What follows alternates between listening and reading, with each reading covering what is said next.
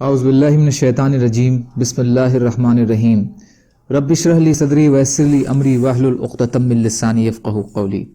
ریاض الصالحین حصہ اول، احادیث نبی صلی اللہ علیہ وسلم۔ حضرت عبداللہ بن ابی اوفا رضی اللہ تعالیٰ عنہ سے روایت ہے کہ انہوں نے اپنی بیٹی کے جنازے پر 4 تکبیریں کہیں۔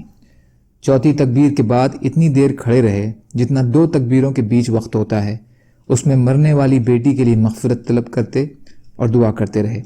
پھر فرمایا، رسول اللہ صلی اللہ علیہ وسلم اس طرح ہی کیا کرتے تھے۔ ایک اور روایت میں ہے، انہوں نے 4 تکبیریں کہیں، پھر کچھ دیر ٹھہرے، یہاں تک کہ میں نے گمان کیا کہ وہ 5ویں تکبیر کہیں گے۔ پھر انہوں نے دائیں اور بائیں سلام پھیر دیا۔ تو جب وہ فارغ ہوئے تو ہم نے ان سے کہا، یہ کیا بات ہے؟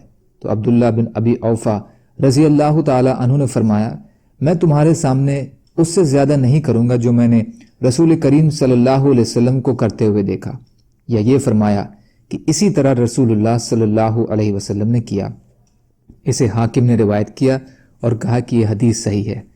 فائدہ: یہ تمام دعائیں ہیں جو نبی اکرم صلی اللہ علیہ وسلم نماز جنازہ میں پڑھیں، اس لیے اگر ان سب کو جمع کر کے پڑھ لیا جائے تو بہت بہتر ہے، کیونکہ میت کے لیے خلوص دل سے دعا کرنے کا حکم ہے۔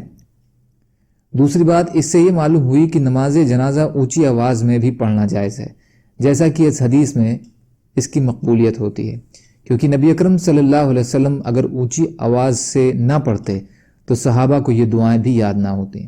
پھر مقتدیوں کا بآواز بلند آمین کہنا صحابہ کرام رضی اللہ تعالی عنہ کا معمول نہیں تھا، اس سے بچنا چاہیے۔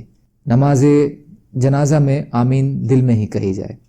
تیسرا، نماز جنازہ کے بعد میت کی چارپائی کے گرد کھڑے ہو کر دعا کرنا نبی اکرم صلی اللہ علیہ وسلم سے ثابت نہیں ہے، یہ بدعت ہے، اس سے بھی بچنا چاہیے۔ آپ صلی اللہ علیہ وسلم نے جنازے کے بعد اس طرح دعا نہیں مانگی۔ نماز جنازہ میں تو دعائیں نہ مانگنا جو دعاؤں کا محل ہے اور جس میں نبی اکرم صلی اللہ علیہ وسلم نے خوب دعائیں مانگی ہیں، اور نماز کے بعد آپ نے خود ساختہ طریقے سے دعا مانگنے پر اصرار کرنا بڑا عجیب ہے۔ یعنی نماز میں دعا مقصود نہیں ہے۔ جنازے کے لے جانے میں جلدی کرنے کا بیان۔ حضرت ابو ہریرہ رضی اللہ تعالیٰ عنہ سے روایت ہے کہ نبی اکرم صلی اللہ علیہ وسلم نے فرمایا، جنازہ لے جانے میں جلدی کرو، اس لیے کہ اگر وہ نیک ہے تو وہ ایک بھلائی ہے جس کی طرف تم اسے آگے بڑھاؤ گے، اور اگر وہ اس کے الٹ ہے تو وہ ایک برائی ہے جس کو تم اپنی گردنوں سے اتار کر رکھ دو گے۔ بخاری اور مسلم شریف کی روایت میں ہے کہ تم اسے بھلائی پر پیش کرو گے۔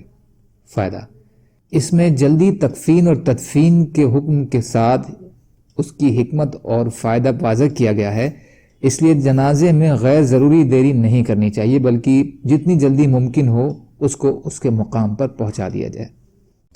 اللہ تعالیٰ کہنے سننے سے زیادہ عمل کی توفیق عطا فرمائے، اور مظلوم کشمیریوں، فلسطینیوں اور دیگر ممالک میں جہاں بھی مسلمان بھائی بہن پریشان حال ہیں، یا اللہ آپ ان کی مدد فرمائیے اور ہم کو بھی اپنی استعداد کے بقدر اپنا حق ادا کرنے والا بنائیے، آمین۔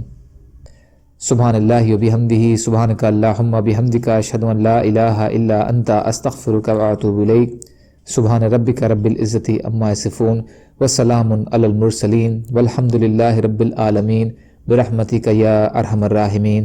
لا الہ الا اللہ، محمد رسول اللہ۔